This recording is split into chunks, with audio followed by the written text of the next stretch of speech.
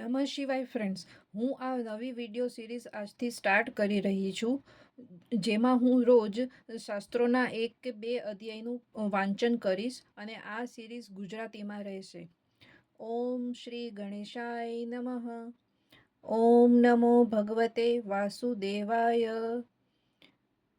ગુરુર્બ્રહ્મા ગુરુર્વિષ્ણુ ગુરુર્દેવો મહેશ્વર ગુરુર સાક્ષાત પરબ્રહ્મ તસ્મૈ શ્રી ગુરુવે નમઃ.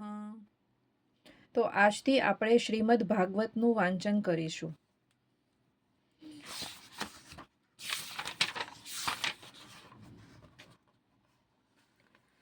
શ્રીમદ ભાગવત મહાત્મ્ય.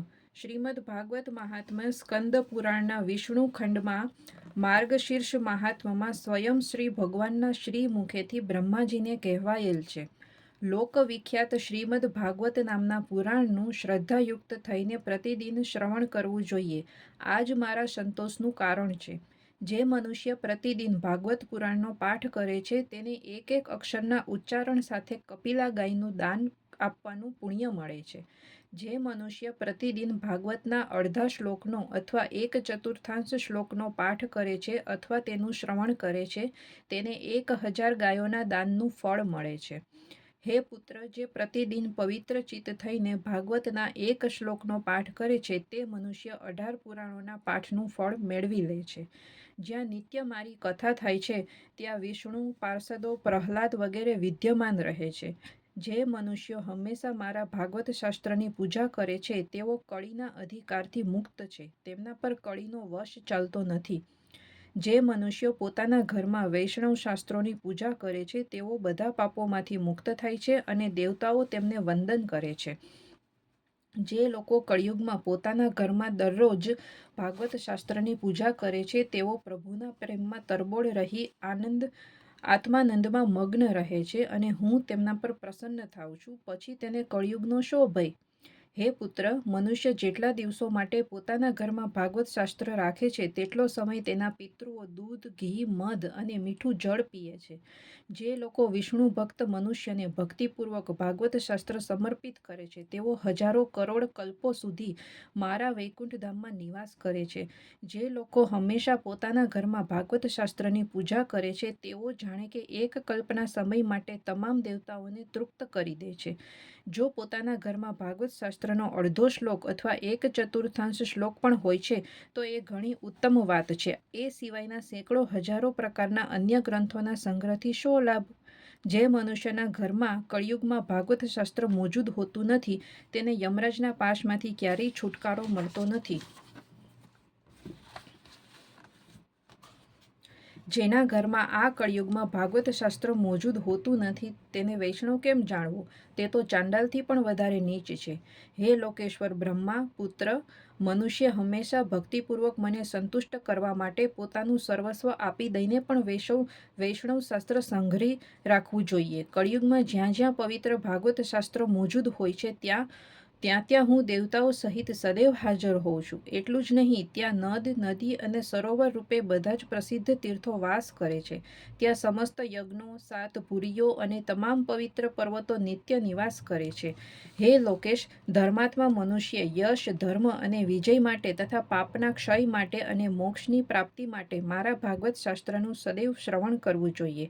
આ પવિત્ર પુરાણ શ્રીમદ ભાગવત આયુષ્ય, આરોગ્ય અને પુષ્ટિ આપનારું છે. એનો પાઠ કરવાથી કે એનું શ્રવણ કરવાથી મનુષ્ય બધા પાપોમાંથી મુક્ત થઈ જાય છે. હે લોકેશ, જે લોકો આ પરમ ઉત્તમ ભાગવત સાંભળતા નથી અને નહીં સાંભળીને પ્રસન્ન જ રહે છે તેમના સ્વામી હંમેશા યમરાજ છે. તેઓ હંમેશા યમરાજના જ વશમાં રહે છે. આ હું સાચે સાચું કહી રહ્યો છું. હે પુત્ર, જે મનુષ્ય હંમેશા, ખાસ કરીને એકાદશીએ ભાગવત સાંભળવા જતો નથી તેનાથી અધિક પાપી અન્ય કોઈ નથી. જેના ઘરમાં ભાગવતનો એક શ્લોક, અડધો શ્લોક અથવા શ્લોકનું એક ચરણ પણ લખેલું હોય છે તેના ઘરમાં હું નિવાસ કરું છું. મનુષ્ય માટે સમસ્ત પવિત્ર આશ્રમોની યાત્રા અથવા સમસ્ત તીર્થોના સ્નાન પણ એટલા પવિત્ર કરનાર નથી કે જેટલું શ્રીમદ ભાગવત છે. હે ચતુર્મુખ, જ્યાં જ્યાં ભાગવતની કથા થાય છે ત્યાં ત્યાં હું એ રીતે જાઉં છું કે જે રીતે પુત્ર વત્સલ ગાય પોતાના વાછરડાની પાછળ પાછળ જાય છે. જે મારી કથા કહે છે, જે હંમેશા મારી કથા સાંભળવામાં રત રહે છે તથા જે મારી કથાથી મનોમન પ્રસન્ન થાય છે, તે મનુષ્યનો ત્યાગ હું ક્યારેય કરતો નથી. હે પુત્ર, જે મનુષ્ય પરમ પુણ્યમય શ્રીમદ ભાગવત શાસ્ત્રને જોઈને પોતાના આસન પરથી ઊભો થઈ જતો નથી, તેનું 1 વર્ષનું પુણ્ય નાશ પામે છે. જે શ્રીમદ ભાગવત પુરાણને જોઈને ઊભો થાય છે, તેને પ્રણામ કરે છે, એ રીતે તેનું સન્માન કરે છે, તે મનુષ્યને જોઈને મને અનુપમ પ્રીતિ થાય છે. જે મનુષ્ય દૂરથી જ શ્રીમદ ભાગવતને જોઈને તેની સન્મુખ જાય છે, તે એક એક પગલામાં અશ્વમેઘ યજ્ઞનું પુણ્ય મેળવે છે, એમાં લગીરે સંદેહ નથી. જે મનુષ્ય ઊભો થઈને શ્રીમદ ભાગવતને પ્રણામ કરે છે, તેને હું ધન, પત્ની, પુત્ર અને મારી પોતાની ભક્તિનું પ્રદાન કરું છું. હે પુત્ર, જે લોકો મોટા આયોજનપૂર્વક અને શ્રદ્ધા ભક્તિપૂર્વક શ્રીમદ ભાગવતની કથા સાંભળે છે, હું તેમને વશ થઈ જાઉં છું.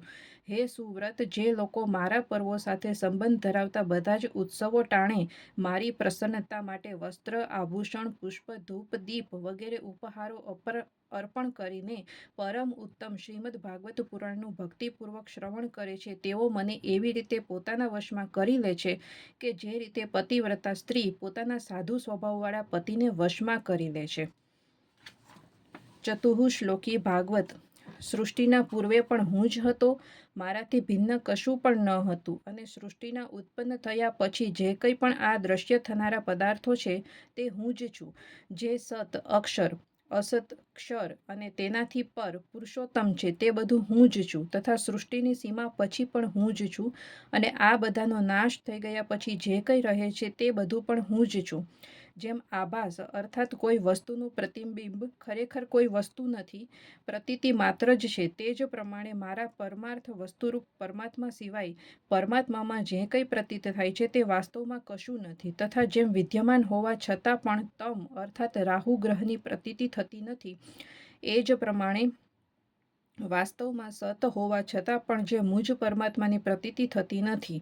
આ બંને પ્રકારની મારી માયા છે એ સમજવું જોઈએ. જેમ પ્રાણીઓના નાના મોટા શરીરોમાં આકાશ આદિ 5 મહાભૂત પ્રવિષ્ટ પણ છે અને પ્રવિષ્ટ નથી પણ, એ જ પ્રમાણે તેમનામાં હું પ્રવિષ્ટ પણ છું અને વાસ્તવમાં હું પ્રવિષ્ટ નથી પણ. પરમાત્માના તત્વને જાણવાની ઈચ્છાવાળા મનુષ્ય વિધિ રૂપે અર્થાત પરમાત્મા આવા છે, પરમાત્મા આવા છે એવા ભાવથી, તથા નિષેધ રૂપે અર્થાત પરમાત્મા આવા પણ નથી, પરમાત્મા આવા પણ નથી એવા ભાવથી એટલું જ જાણવું જરૂરી છે કે પરમાત્મા જ સર્વદેશ અને સર્વકાળમાં વિદ્યમાન છે.